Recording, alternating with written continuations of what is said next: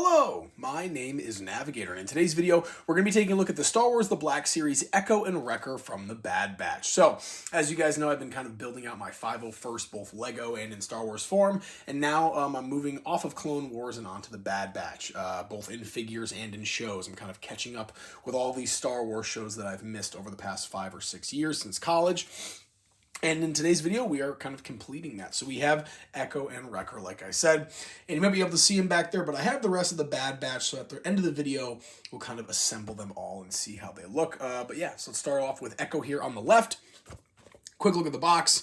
You have a little write-up there. Echo was a soldier in the Grand Army of the Republic, known for his strict adherence to orders and rules, hence his nickname, which was sarcastically gifted by his clone brothers. And he, of course, ends up joining the Bad Batch. I'm still kind of working my way through there, so no spoilers, please.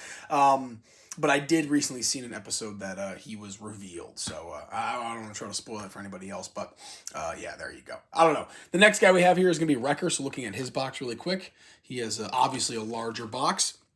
The boisterous bruiser of the Bad Batch, Wrecker has brute strength that makes him capable of lifting a clone gunship without any help. His muscles and size are matched only by his temper and an equally pronounced sense of humor. Wrecker is really awesome in the show. Definitely a big fan of him. So, with that being said, let's get into the review. All right, so starting with Echo, we have his little backpack here. This is very cool. I like the kind of the little signals and pouches and buttons and whatever it is, but that is really sweet. I like the paint detail on there as well. We also have his extra hand, and I will show this equipped in just a second. But there you go, kind of like a claw or a blaster or something. I still have yet to see its use. And then he also comes with just a kind of a Republic clone pistol in this like grayish black. So that is pretty cool. And then finally, we have the figure itself. With these Black Series figures, I can't do them like my WWE reviews. I don't even know the names, but he's got just really cool kind of like dark gray armor, and that is really cool. What's nice is that Echo has robot legs in the show. I guess a little spoiler there for you, but they've kind of made that known with these little like knee braces here. So it's not human legs below there. It's actually robot legs. And then moving up, he's got this really nice kind of like skirt, I don't know, for his armor, but there's actually a built-in holster right there on the skirt, which is really cool. I've not seen that with any of the clone figures, so I like that a lot. He's got his cool tool belt, and then on the torso there, a little skull, and then I'm sure he's got, yeah, Clone Squad 99 with the hints of red and everything, and then, of course, his prosthetic arm here, and that does have articulation, single-jointed articulation all around. And then he does have this nice, we'll get to the head in a second, but what I wanted to show off was the extra arm. You can actually clip that in. It's like a screwdriver on the top, and then you can clip that in. He's got this bionic arm, which is really cool.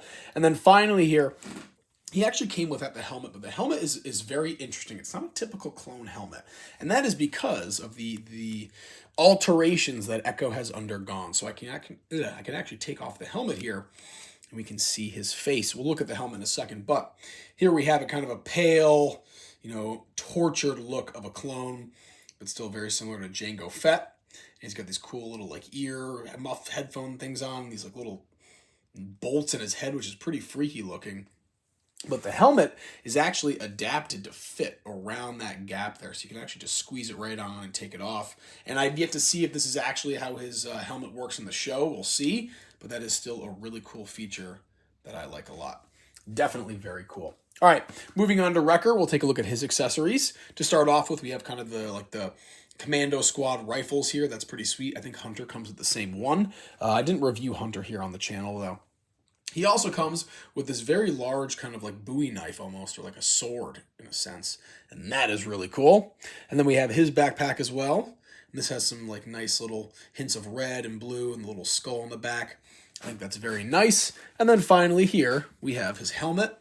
And it has the 99 on there with this really cool kind of like monster skull look, which I think just looks awesome.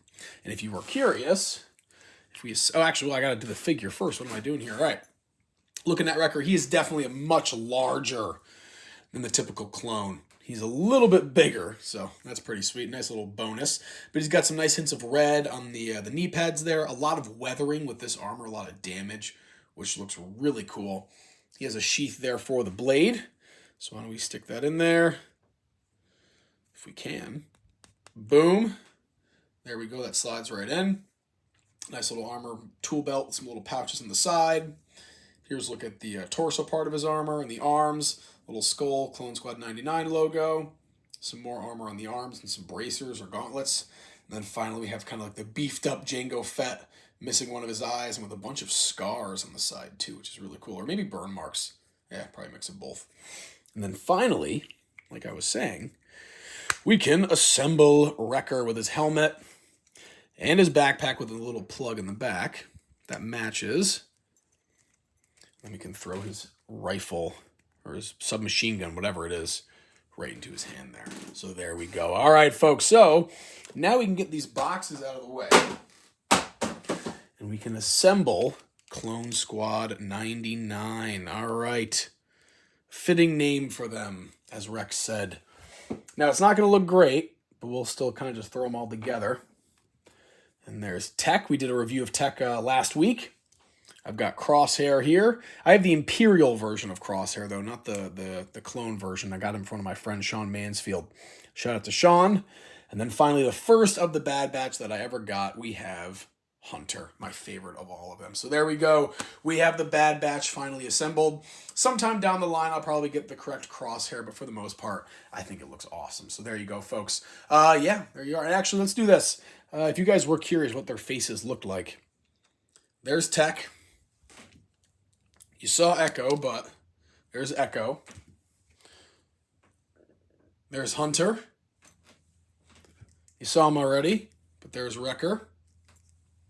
And then finally, make sure the rest of his accessories don't fly off, Crosshair. So there we go, the Bad Batch. All right, folks, you know the drill. Actually, well, I should say this is a review of the Star Wars The Black Series Wrecker and Echo from the Bad Batch. As always, my name is Navigator. Have a nice day.